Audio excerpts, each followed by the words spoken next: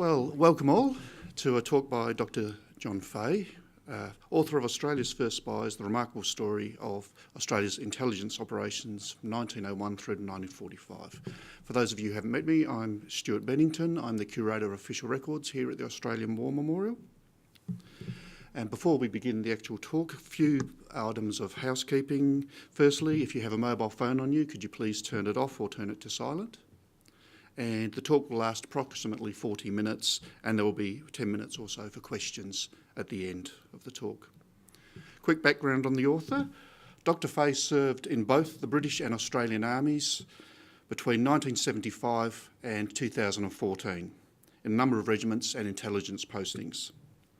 Between 1988 and 1996, he worked for the Defence Signals Directorate, now known as the Australian Signals Directorate, which makes him the perfect person to talk on this subject today.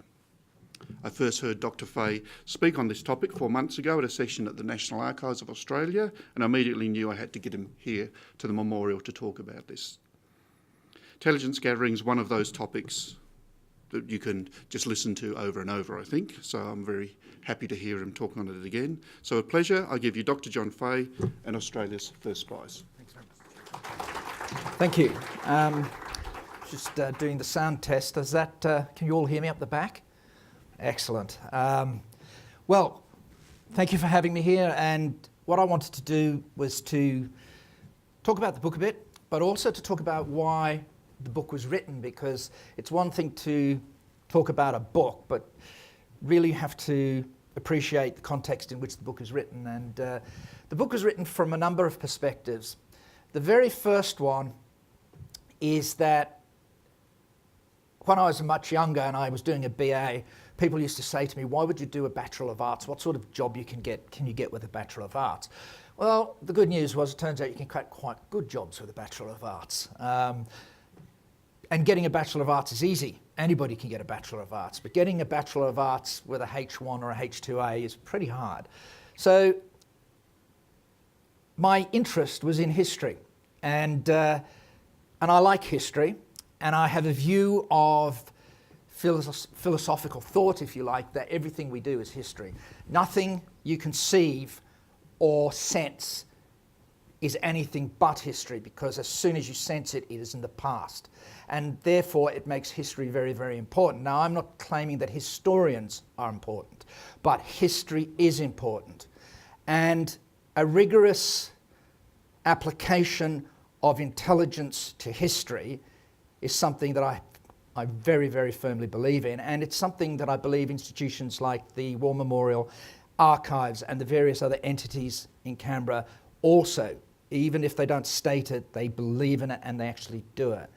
And it's one of the reasons I wrote the book. I wrote the book because I wanted to write a book from the primary sources. I wanted to go to the documentation. I wanted to read the files. I love files. I like the way they're put together. I looked at a file only yesterday morning, and I saw whoever the warrant officer in the office was, he was meticulously putting little slips of paper into it saying, Colonel Wake removed pages 22, 23 and 24 for his own purposes, i.e. it's not my fault, I have no idea what he was doing with these. And then I went a bit further and it's Colonel Wake has removed pages 29, 30 and 31. I'm pretty sure Colonel Wake was dodging up his expense figures. Now the whole thing, and I think his warrant officer knew that. The point about it is that you have to go to the source material to understand what is factual in some respects. I also don't like the way a lot of history is written. The way I approach it is I look at a subject, I have my biases, I have my predilections, everybody does. But as you go through the evidence that you see in front of you, one of the things that should happen is you should erode away those predilections. It should erode away those biases, bring them down to something that is less offensive and a bit more manageable. And that's what I tried to do with Australia's First Spies. I couldn't have written this book without the hard work of archivists and the very, very good archives that we have here in Australia, the National Archives. And a number of people have subsequently said to me, how did you write this book? Did you have special access? Did somebody in the know say, you can see this and you can see that? And the answer to that is no, not at all. And the reason that's not at all is because they'd have taken one look at me and said, you're not looking at any of the files because you know exactly where to look and how we write files. And that is part of the trick. When you're looking at archives, you need to understand how files are constructed, particularly when you have other reasons for putting your files together. And from that, you can construct a story. And history is storytelling. It has to be a good story, and it has to be well told. And it has to be as factual as you can make it. And then it is up to your colleagues and those out there who take as much pride in history as I do to tear it down. Because, believe it or not, I'm Popperian in my perspective. If you can't take it apart, it's not valuable. So, if you all wonder why I put barcodes in it, a couple of people commented on the barcodes at the beginning and said, these barcodes, it's not the usual footnoting. But the editor came back and said, don't touch the barcodes, because every single barcode, I can go to it, it brings up the documents, and I can see where he drew the documentation from. So important that people can take you apart. That's why the barcodes are there. Getting to the story of the book, and I can't tell the whole story. I can't tell the whole story in 30 or 40 minutes and answer questions. So I'm going to have to be selective, and I hope you forgive me for being selective. But I have a very strong view that if I want to understand why people do something, I need to understand the context in which they live, and perhaps their mindset. And one of the reasons why I was interested in this is because one of the things that caught my interest or my eye was the subplot to a lot of work done about Australian political history, diplomatic history, foreign affairs history, even defence history, in which our subservience to Britain, our subservience to London played this. Runs like a seam through a mine where people would mine that, and that would come down into whatever else we were digging out, and it would corrupt it in some ways, it would contaminate it. And I thought to myself, well, 1901, why did they form the Commonwealth of Australia? And the thing about it is, if you know powerful people, if you know wealthy people, if you know vested interest, then the first thing that strikes you is nobody gives up power and status and wealth for no payback. And consequently, why is it that the big fish in Victoria and the big fish in New South Wales gave up their big fish status in a small pond for being smaller fish in a bigger pond? And you have to scratch around to find a reason for that that's human. And the human stuff comes back when you read what British Prime Ministers were saying about colonial politicians from Australia. One Prime Minister writing in his diary that he would rather have his teeth extracted than go and meet with the colonials from Australia tomorrow, because they're the most offensive, rudest and nastiest people I ever have to deal with, which makes me feel good being an adopted colonial, that even back in the 1850s and 1860s and 70s, we were quite offensive when we went to London. So we're keeping up a long tradition of offensive behaviour. But also we had a lot to be offensive about, because when it came to the discussions about the Samoan Islands, of significant interest to both Australia and New Zealand, Australia and New Zealand's interests were completely discounted. Why? Because the main negotiations were St. Petersburg, Berlin and London. And it was the ambassador, the British ambassador to St. Petersburg, who handled the negotiations on behalf of the British Empire. The interests of colonial Australia were ignored completely, as were the interests of colonial New Zealand. It was more significant to deal with the power relationship in Europe. And from a British perspective, the same Prime Minister was writing in his diary, these people from the colonies, these people from Australia, they want us to pay for and fight a war and spill our blood for islands that are completely useless to anyone. And from a British perspective, he's absolutely right. And what he did and what he instructed and what his government wanted is exactly what they should have done for Britain. But what we were doing by going over there and complaining is what we should have done for Australia. And we did it. But we weren't very good at it because we weren't organised. And then we have the incident where the Queensland government tries to preempt the German move into the island of New Guinea. And they move there and they send the postmaster from Thursday Island up to seize power and make it a British colony.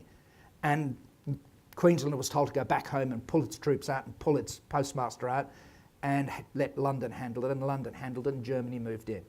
And so consequently, if you're sitting in Melbourne or you were sitting in Sydney or you were sitting in Adelaide and you looked at that picture, what you saw is nobody was taking any notice of what you had to say. And therefore, the move towards a larger nation state and a very significant nation state, and I don't think we, even today, get an appreciation of the strategic importance of the Australian continent, but a very important nation state was born. It was also born in a time which, if you read a lot of what people write, they talk about this Edwardian golden age. And I find that humorous I find it humorous, and I also find it something we need to dispel. We were only, or the British were only just starting to defeat the Boers. And the Boers had run them ragged. Not only had they run them ragged, they destroyed the standing of the British Army. They destroyed the standing of the British Army, not just in the eyes of the world, but also in the imaginations of the British Army's own leadership, because it did not function as effectively as it should have, and they had to change things. Did they learn during the Boer War? Yes, they did, but it took time. Also, the Boers had plenty of help from both France and Germany. Political, financial, and other assistance, including arms. Nobody's your friend in international affairs. Nobody. You have to look out for number one. German aggressiveness was increasing, and I think we all understand that. The pity for the Germans was that they didn't have the financial capacity to defeat the UK in the building of very large warships. A major, arms race. And indeed, in some respects, the arms race, the dreadnought arms race, was a way of bankrupting Germany, and it almost did. We forget that France was 26 years from the catastrophe of Napoleon III. Not only were the French armies defeated on the field of battle and in detail, but the emperor himself was captured and made to sign a fairly embarrassing peace treaty. Not only that, the Kaiser was so confident he was able to have himself declared Kaiser of Germany in Paris. And there's no better way of rubbing the nose of your opponent in it than having yourself crowned emperor in their capital. If you think that the French had forgotten that 26 years later, then you're wrong. Russia was expanding from the west into the east, trying to get into the east of Siberia before the Japanese did, or even before somebody from China decided that Mongolia looked nice and maybe something to have. Although at the time I don't think many people really wanted to go to Mongolia. Japan had modernised, and boy did they modernise. It was a amazing feat, changing your government, changing your culture and changing your society in order to modernise and become a major power. And it told you immediately the people who were leading Japan had a very, very clear idea of where they wanted Japan to be, and it wasn't number two in a world class system.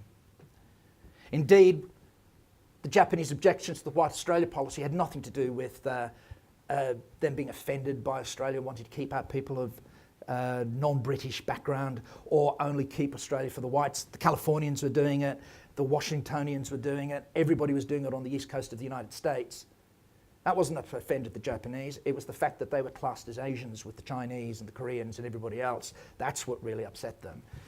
And in fact, the deal they offered everybody was, if you remove us from the list, we will make sure no Japanese ever sets foot in Australia or California. They will not be allowed to leave. But don't put us on the list. And we missed that. China was being torn asunder because its government couldn't cope with the modern state environment, but worse, its government couldn't cope with international economics. And if you want to know what happens to countries that try and isolate themselves, well, you either look at North Korea, where poverty is rampant, or you look at China being torn apart. Those are your two options. There's no in between. There's no halfway house. Many powers were vying for position in the Pacific. Why? Well, because it was the last place left, and everybody was wanting their little piece of the pie. For what reason? Hard to say, really, other than status. I always remember Napoleon, one of his sayings was, "You'll be amazed what a man will do for a little bit of cloth and tin on his chest." Status is important. And that's the posture, or that's the position that we faced in 1901. The orange bits, because I can't get pink on the new computer system, it doesn't give you pink, it just gives you beige colours. That's the British Empire, if you want to call it that, at the time. Australia, New Zealand, India, parts of Burma, and Malaya. Here we have the Dutch East Indies.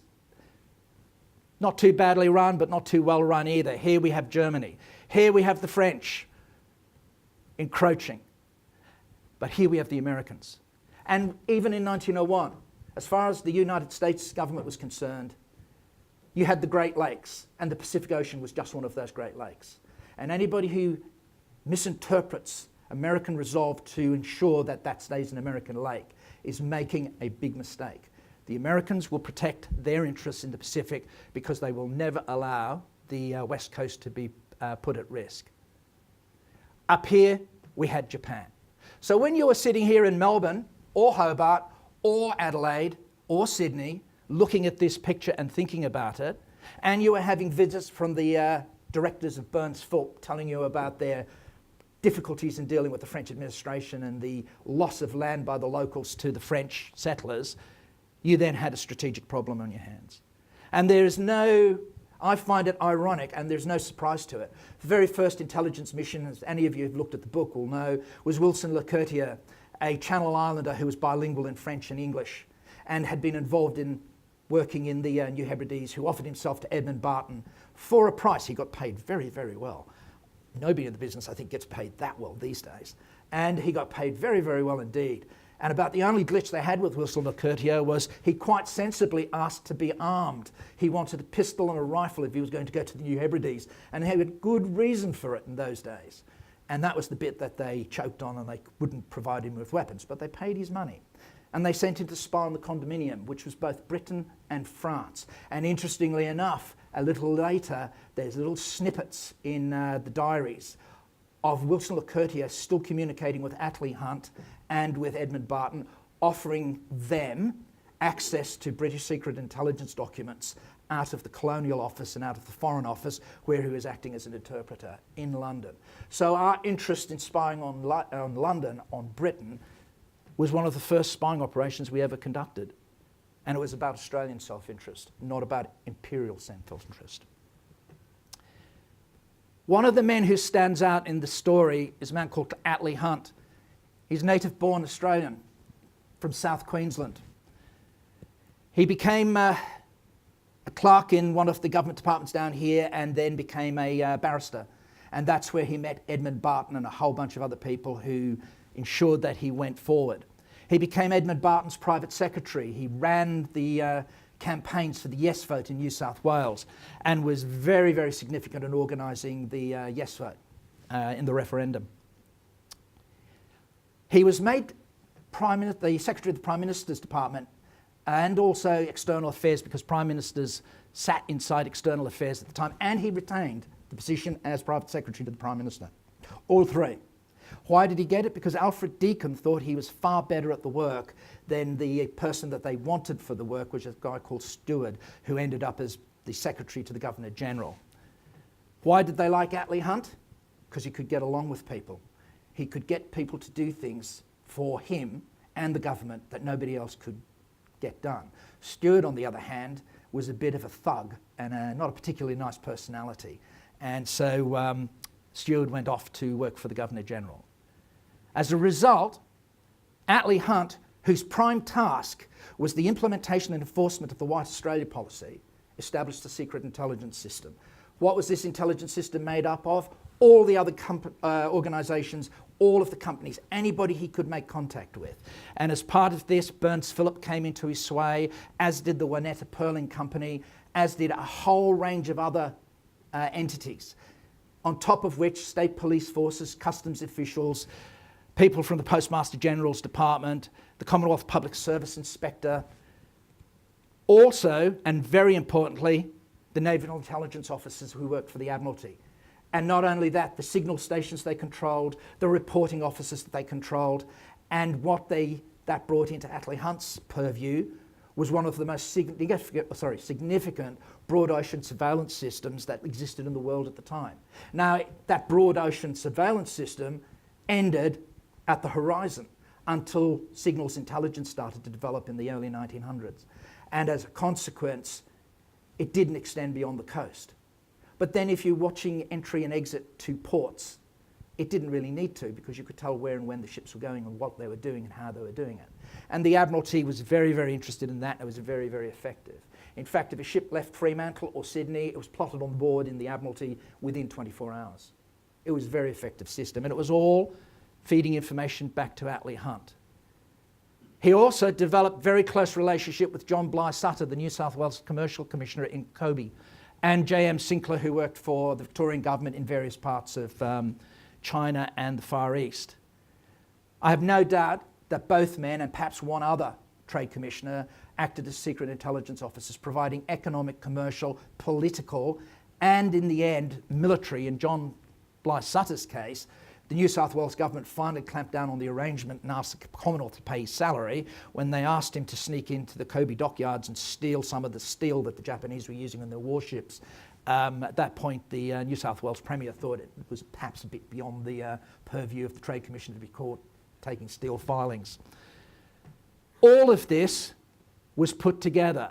Now, the Governor-General played a role in it, and it was one of those problems that you get when you set something like this up. British law forbade anybody but a British official from holding a British government code.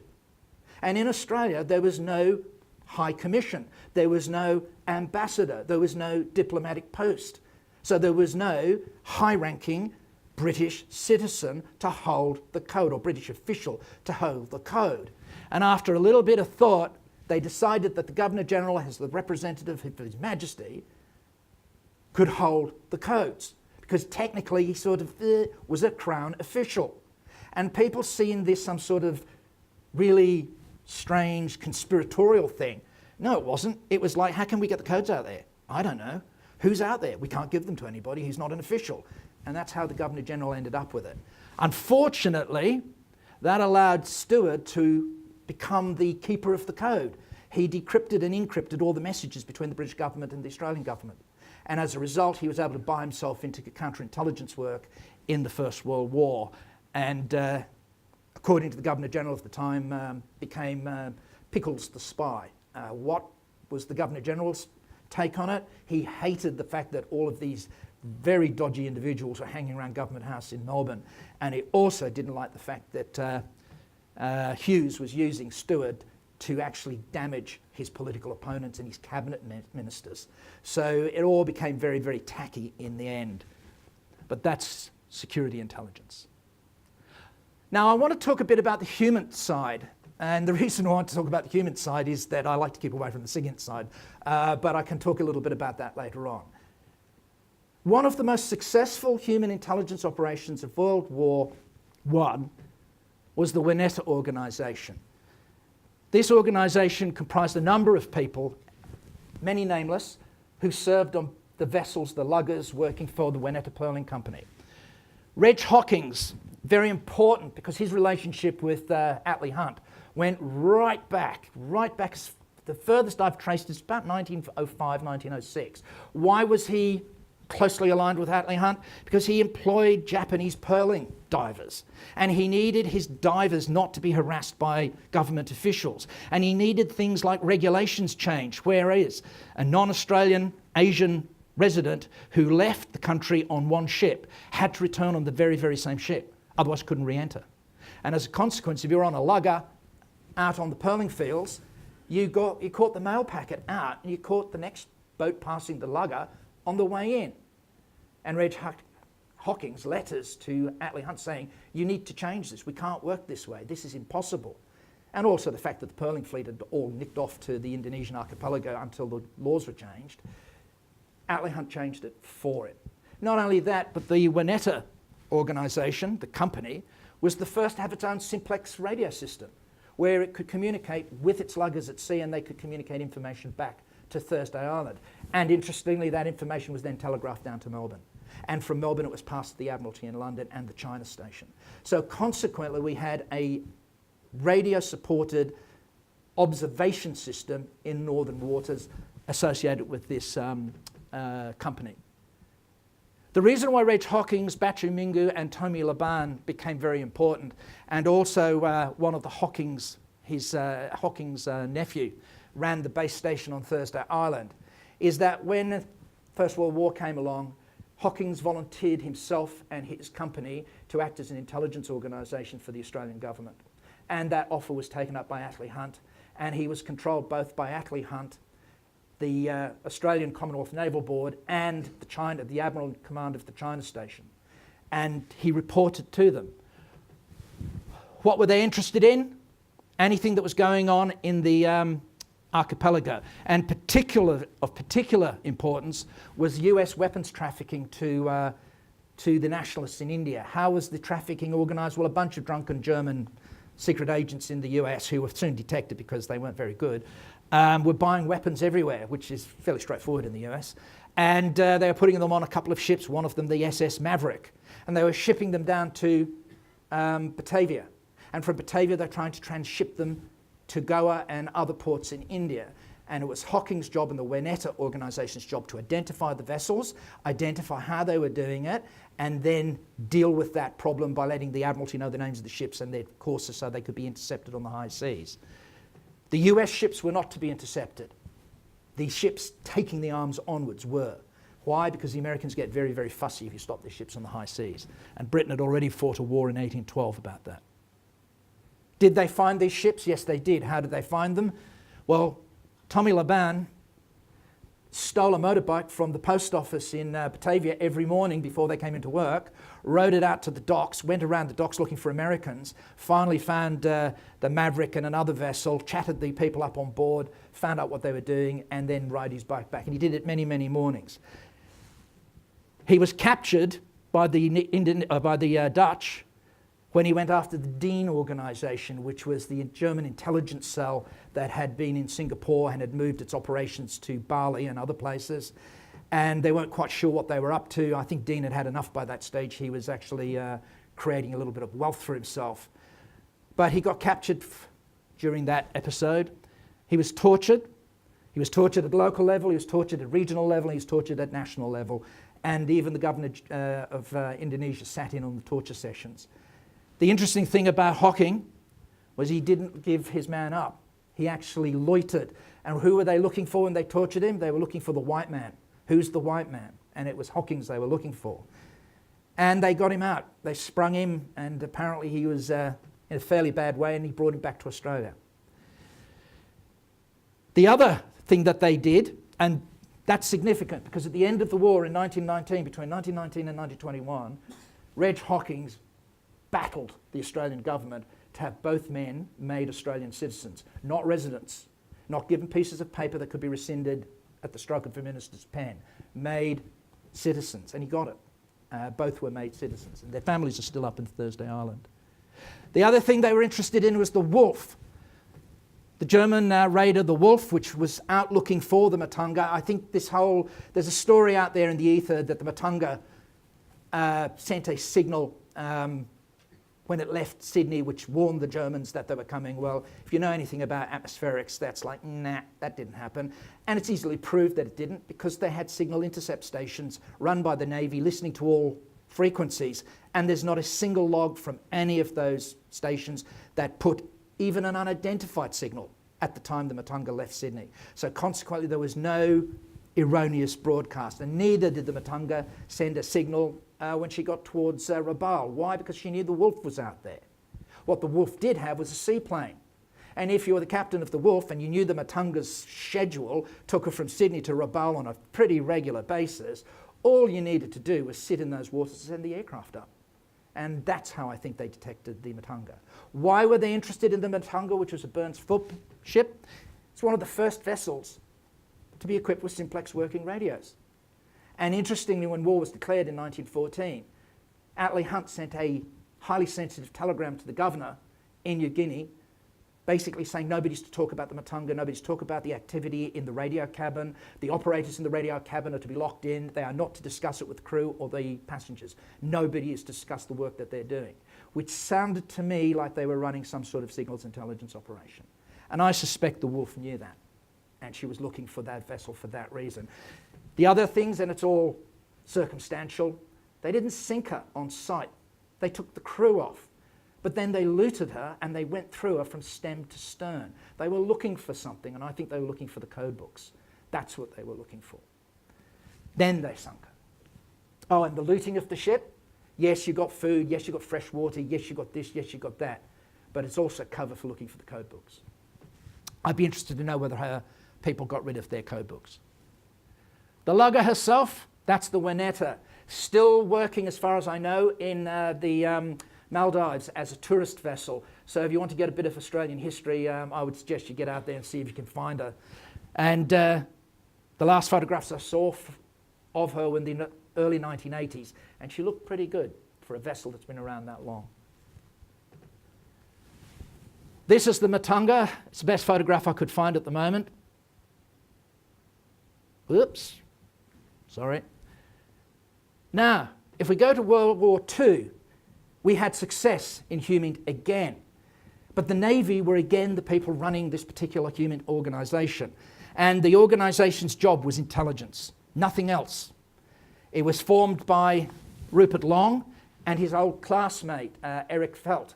Why did he select Eric Felt? Well, because Felt had worked in New Guinea. He'd been a patrol officer. Not only had he been a patrol officer, but he was the commissioner of goldfields, so he knew everybody, because everybody wanted a gold licence.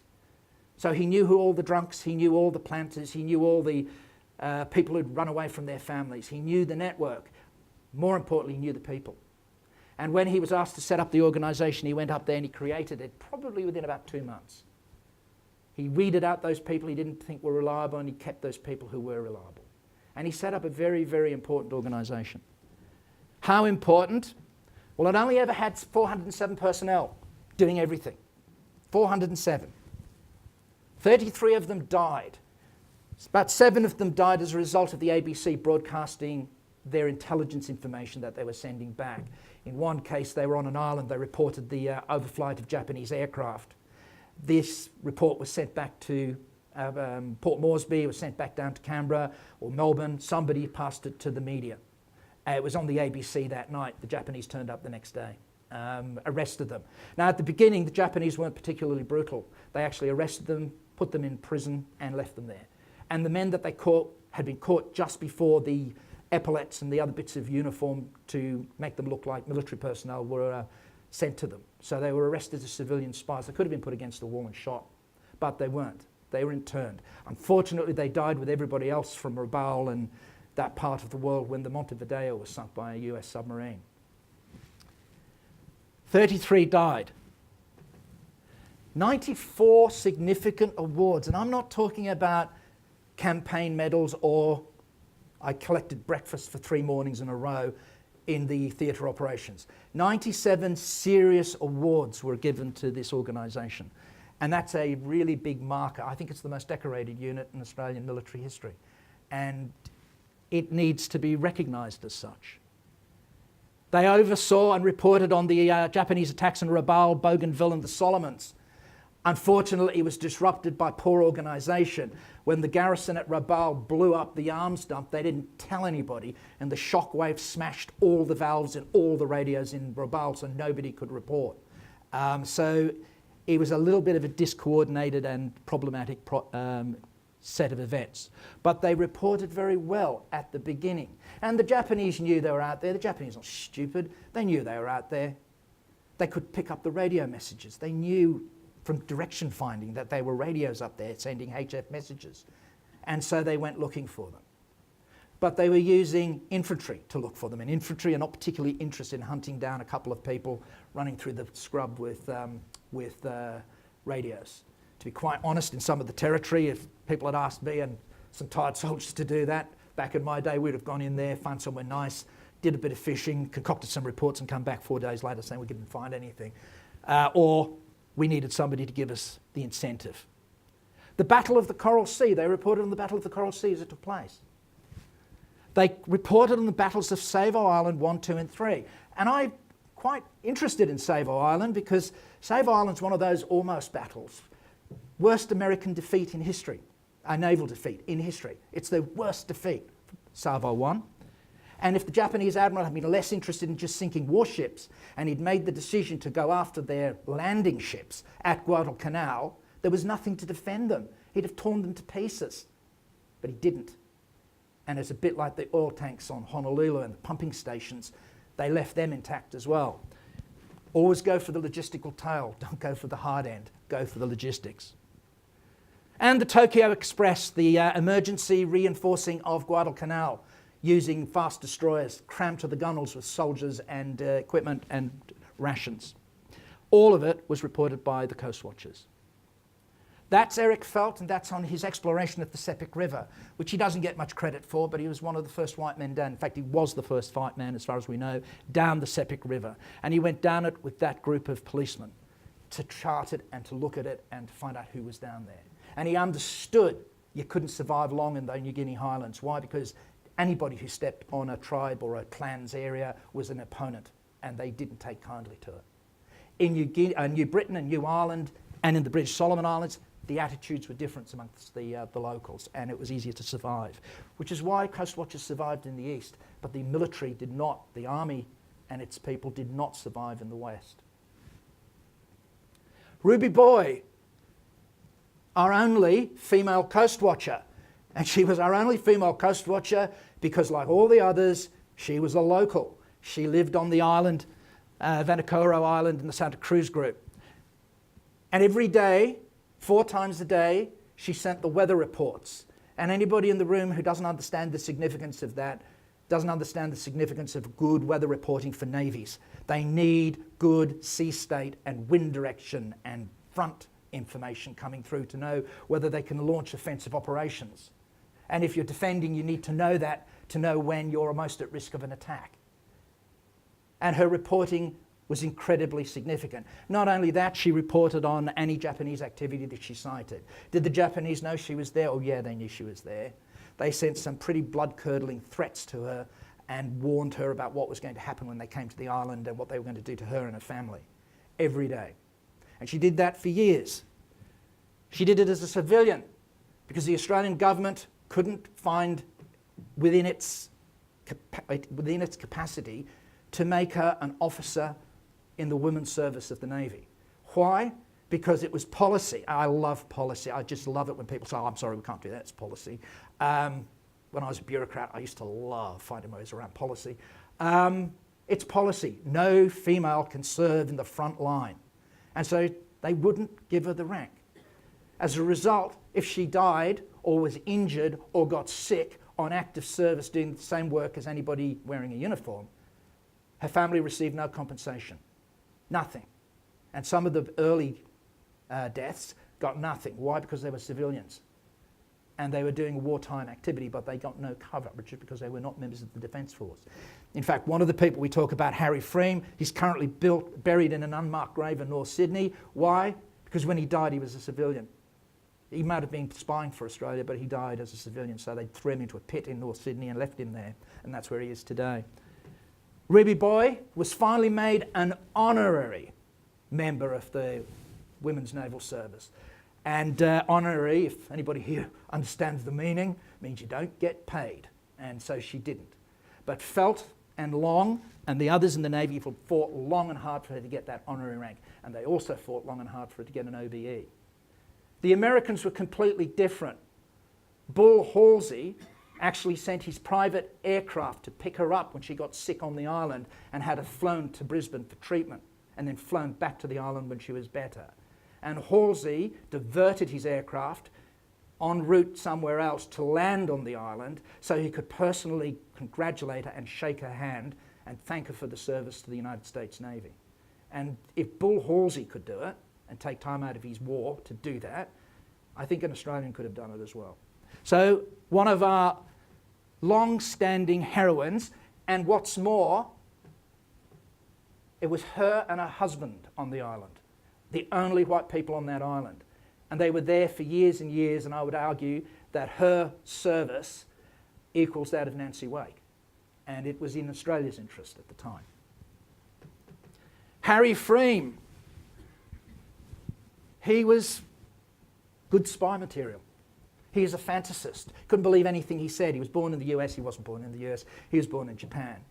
His father was supposedly the Chancellor of Oxford University. There's no such position.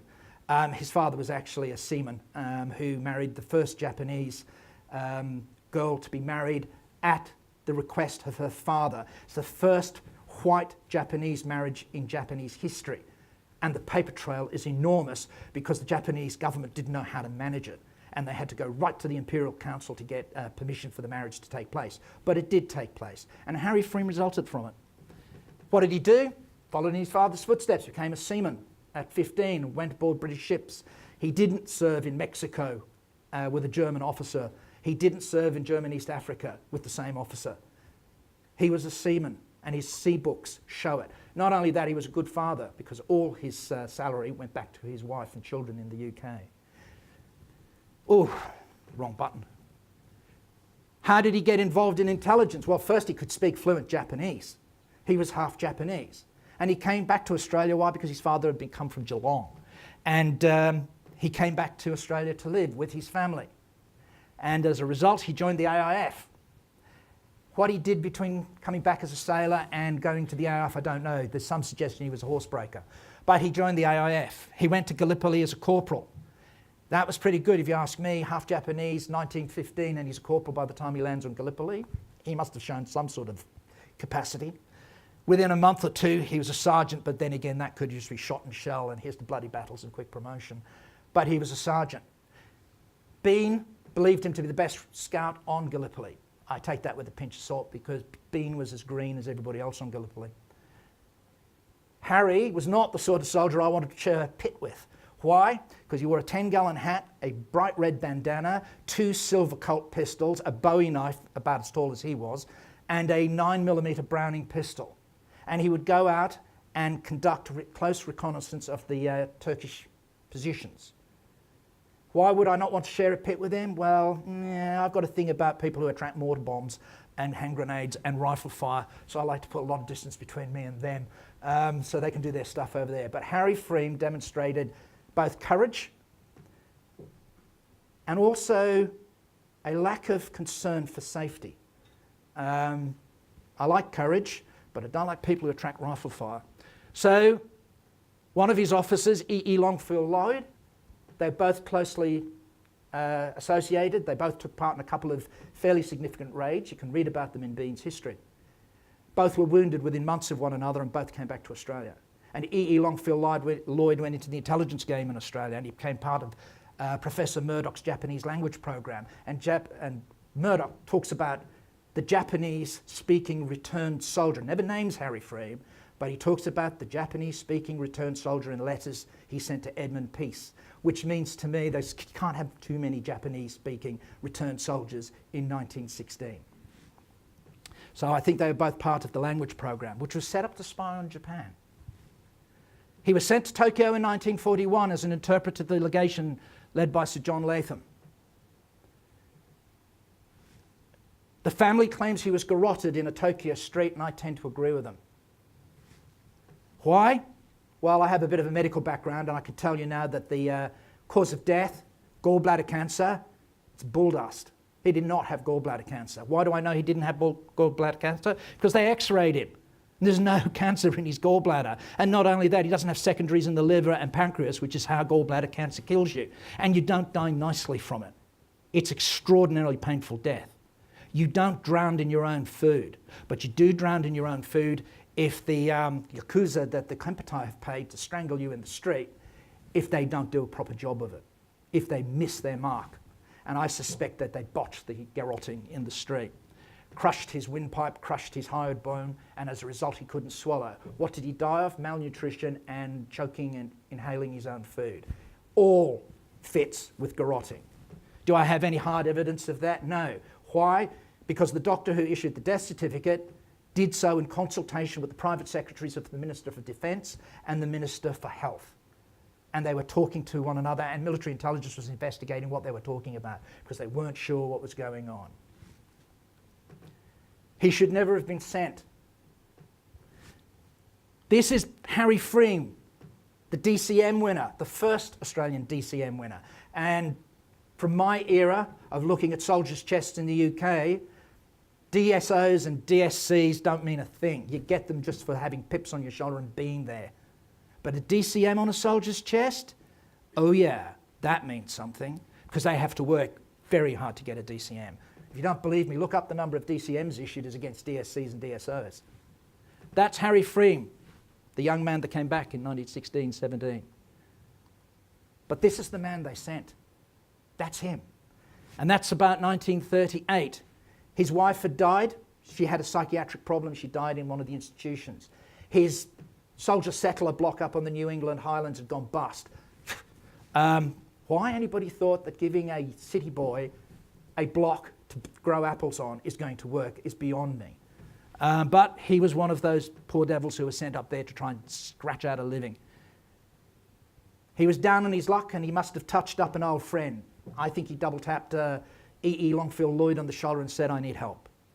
And as old comrades should do, he got a job as a secret intelligence operative within the security intelligence system, spying on the Japanese. You can't spy on a Japanese community without them knowing that you're spying on them. So he was blown from day one. They knew who he was. E.E. Longfield Lloyd used to go to the cocktail parties at the consulate, and they used to tease him unmercifully about who his agents were by naming them and giving him the index numbers of their cars. His entire operation was blown, and I have no doubt Harry Freem was blown. But not only did he work for Longfield Lloyd, he worked for military intelligence doing the same work. And the military censor then found out they had a Japanese-speaking agent, and they wanted to use him. And then external affairs found out.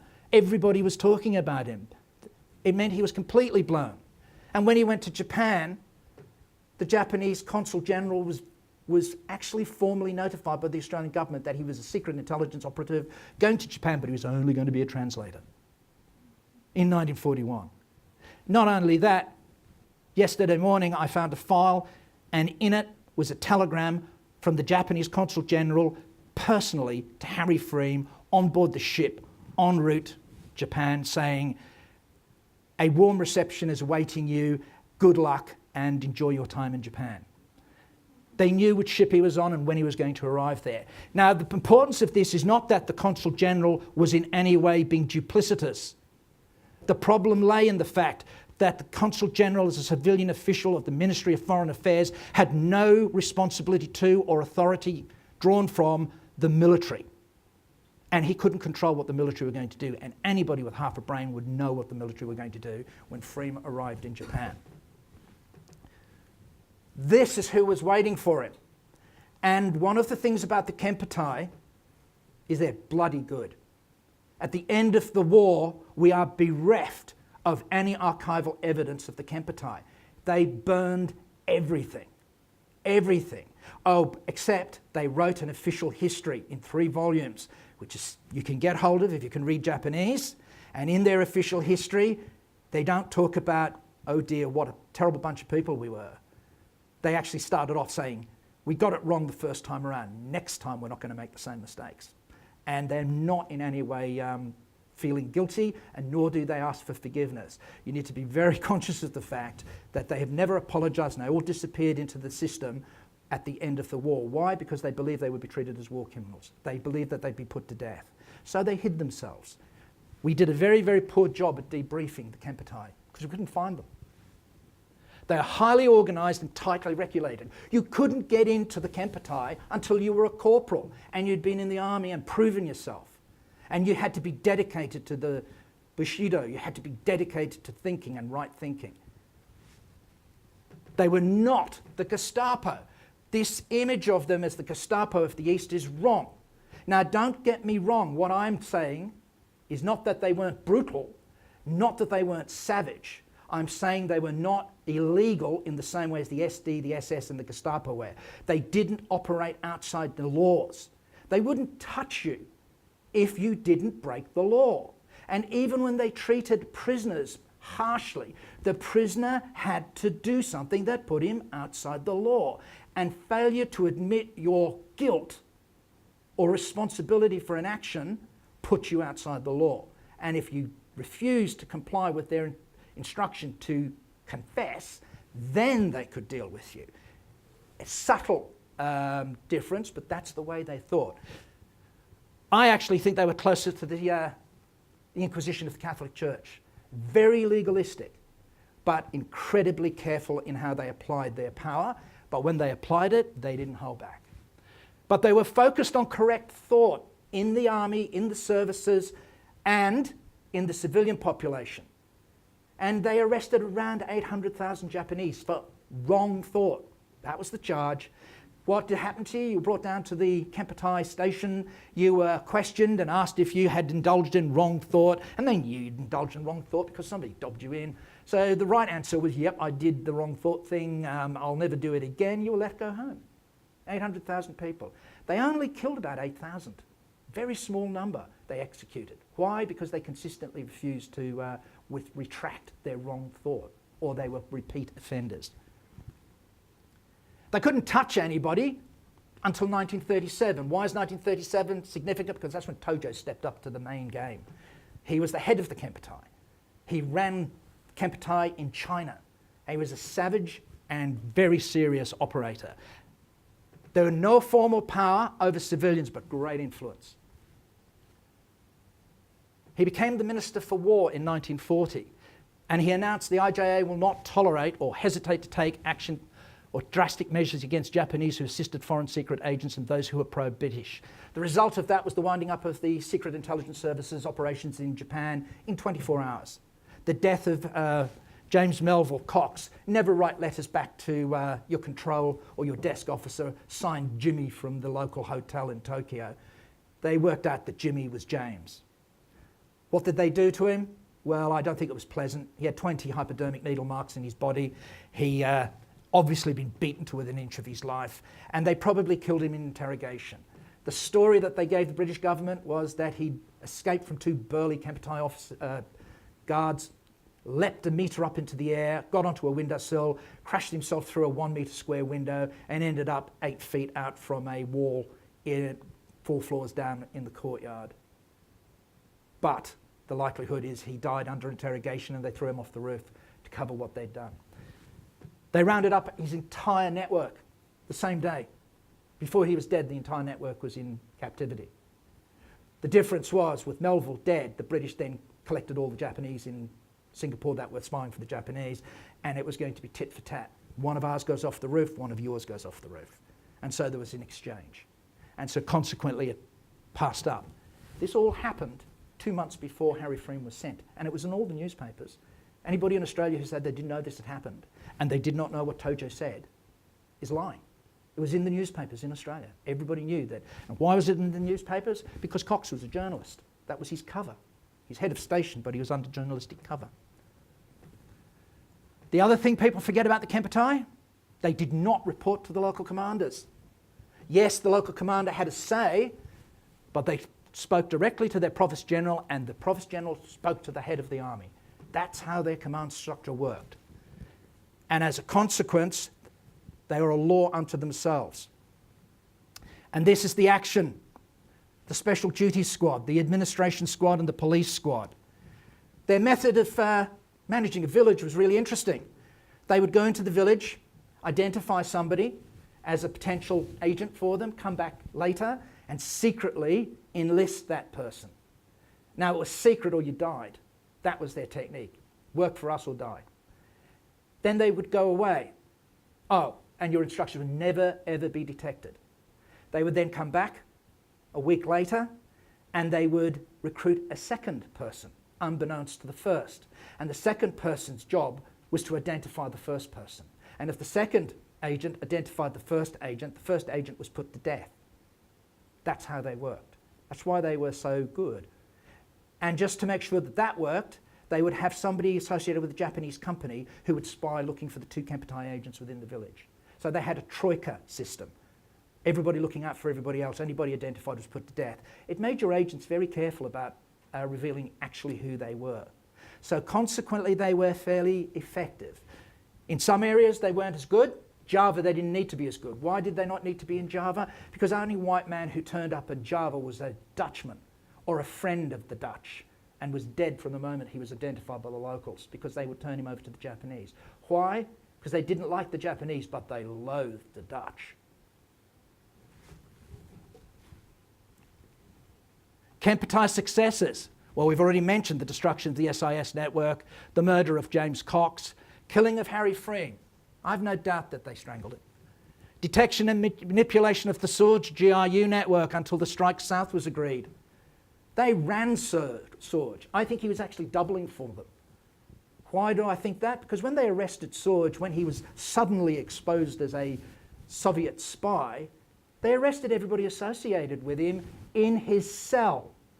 All his contacts and his runners and his radio operators all were collected the same day, which means they had pre-warning. They knew the agent, how he was working.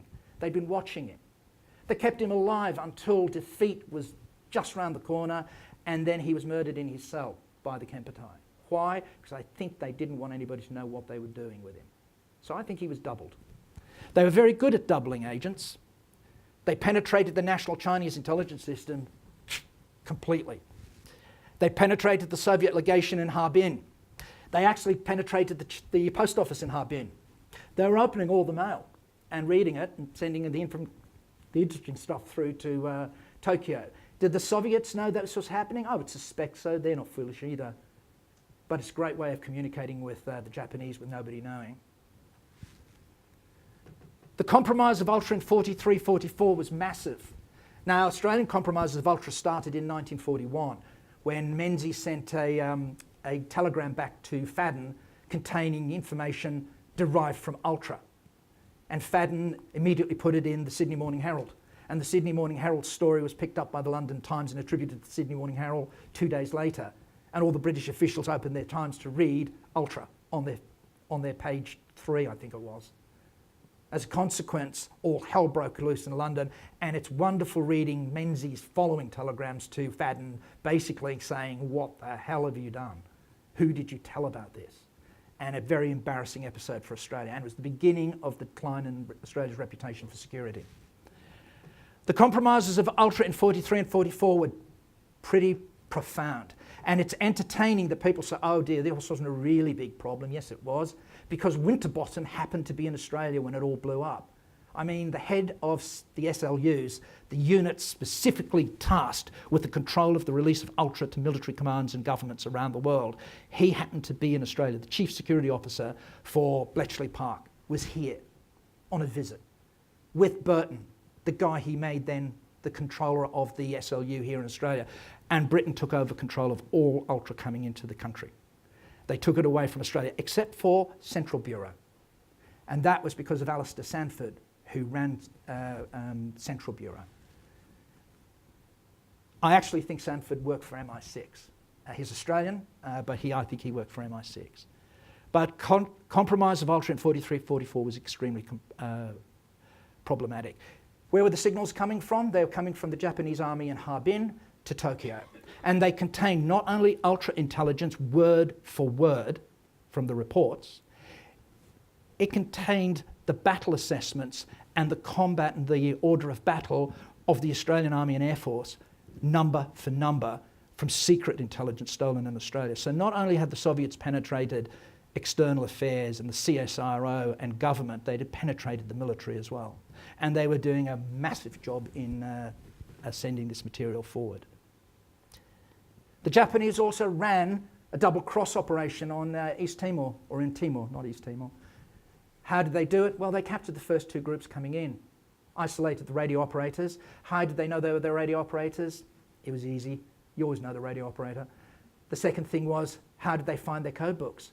Well, they also knew that the operators were trained that if they were contacted, they were to, as the unit withdrew, they were to go X number of metres off track, dig a quick hole, bury their books and their notes, cover them up, and then come back on track.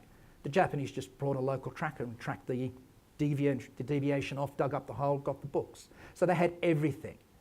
When Central Bureau did its debriefs, and if you're interested in the history of this, look at the Central Bureau debrief on historical debrief in 1945-46 of the Kempeitai. They had every name of every officer at all levels for the AIB and the SRD and Z Force, their camps, how they were fed, how the training courses were run, what equipment they used, the names of the people in the various units, how they were deployed and how they operated. They had everything. They were very, very good at their job. And the idea that the two operators who were captured somehow had a Japanese signaller shadowing their hand, that can only be believed by somebody who doesn't understand keying of a Morse key. You can tell who's on the other end of that key just simply by their little habits in hitting the key and how hard they hit it and how lightly they hit it and what they do with certain numbers and certain letters. You know who it is. Somebody shadowing you, you would never do that.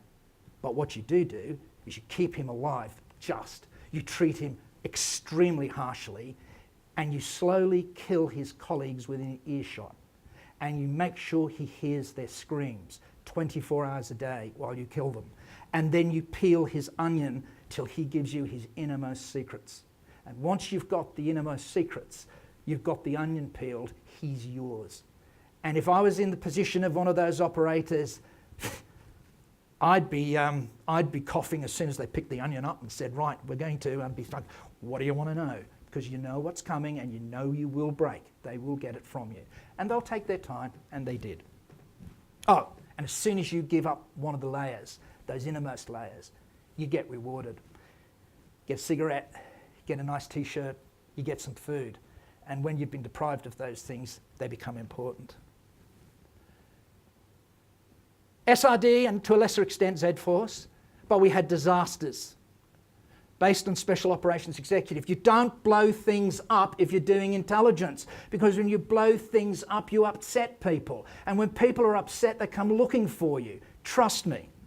Focus on sabotage and guerrilla warfare. There was no survivability on Java. On Timor, which was a bit of a backwater, 38 operations, 94% death rate in phase 1. Only the operators were kept alive. Massive Japanese retaliation in phase 2. It was really easy. You turned up at a village and you said, you're the head man. Where are the white men? I don't know. Chop. You're now the head man. Do you know where the white men are? Generally speaking, the second guy got the message and would tell you exactly where the white men were. But more importantly, if some of your young men act as trackers for us, we'll pay you. And as soon as the locals start tracking you up there, you're dead. And that was one of Felt's beliefs. As soon as the locals started providing the Japanese with trackers, you could not survive. You had to extract your teams.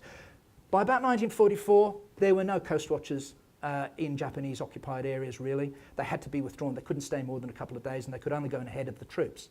Why? Because the Japanese would find them and destroy them with the local trackers. And intelligence was a supplementary activity. Final point I want to make.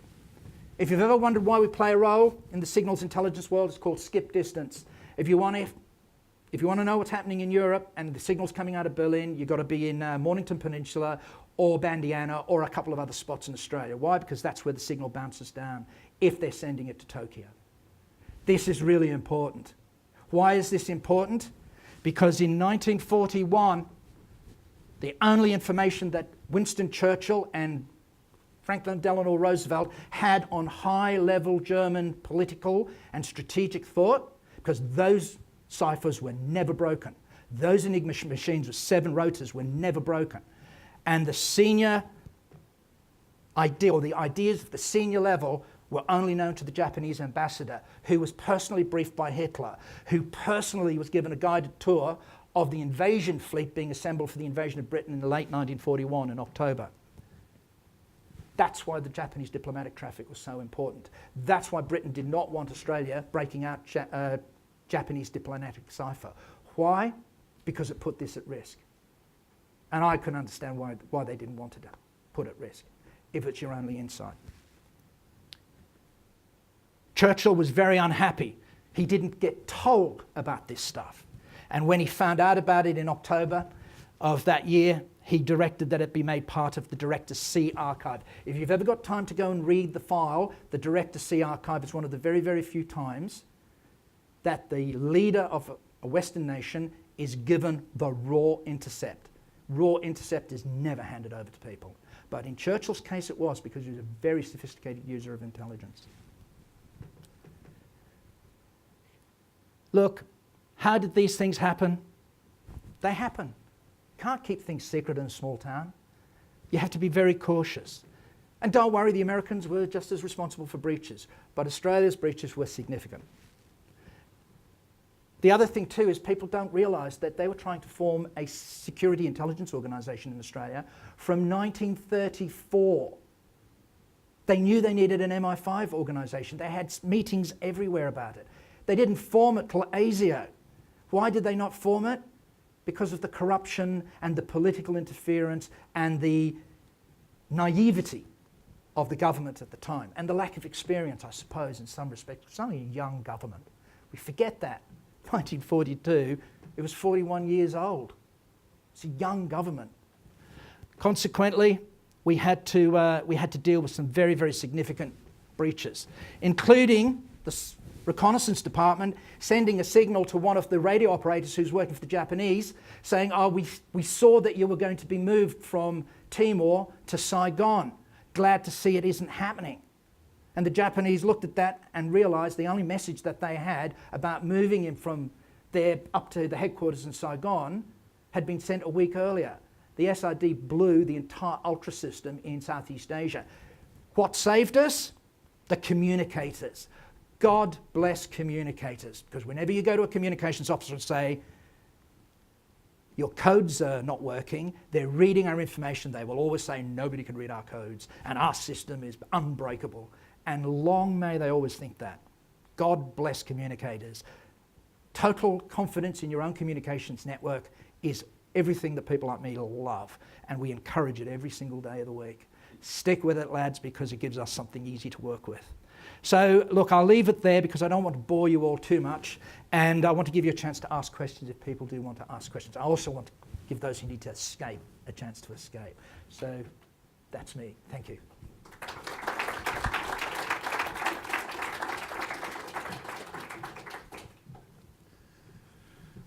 Well, thank you, Dr. Fahey. We've got some time for questions. If you come up. Thanks. If you could, any questions out there? Oh. Thank you very much for a very entertaining talk. Just wondering in your work whether you looked at all in the pre-Federation sort of intelligence gathering by the colonies and whether there was the Federation story made a step change in that, or whether in fact it was really just a continuation of sorts. Yeah, I did have a look at the pre-Federation, and I had to make a decision, an editorial decision, because the publishers had already had a fit at the size of the book. They wouldn't publish anything over 160,000 words. I have got 160,000 words in that book, including footnotes. I did have a look at it. Look, William Bridges is a very significant player in this game. He's significant for two or three different reasons. First, he was the first person to conduct a clandestine a human operation on behalf of an Australian government, which I think was Victoria at the time. He also conducted the charting and mapping of the French ports and New Caledonia, the defences at New Caledonia, for the War Office at the time. So yes, it was a continuation on of what the colonies were already starting to do. The problem I think the colonies had was their small scale, their lack of financing, small population couldn't afford it. But William Bridges came through that and played a major role in the early days of the Australian Army particularly. Unfortunately, they all got caught up in the battle between the professionals and the amateurs. And one of Bridges' nemesis, Hode, you need to read the minutes of the General Staff meeting after Hode took command from Bridges, and the vitriol and vindictiveness of the minutes as they go through what Bridges suggested, not just in terms of intelligence but various other things as well. That disrupted things quite a lot in the early stages, but William Bridges carried it through and was a very, very strong proponent, got the Intelligence Corps formed, made it a serious undertaking. The real issue was whether the Intelligence Corps of the Army should be doing the national intelligence work. And I think that the people, I think it was Fitzpatrick who did the investigation, he came back and said, no, the Intelligence Corps should be working for the commanders. It should be providing them with the information that they need to fight, and they're not doing that. That's what we need. And I think he was right. I think that's the job of military intelligence, take all of it in and feed it to the commander. So yeah, I think it was a continuation. I think we see a maturing of attitudes within the Australian governments, and I think all of that is part of this milieu of discussion and thought and thinking and action that led to the formation of the Commonwealth in 1901. I think it just didn't happen in 1901 and we had people sweeping the room clean. I think it's a continuation. Okay, any other questions? got to be at least one. No. Okay, well, in that case, if you could all thank Dr. John Fahey again. Thank you. Thank you for all attending. Dr. Fahey's book is available for sale in the War Memorial Bookshop, Australia's First Spies. Thank you. Thank you.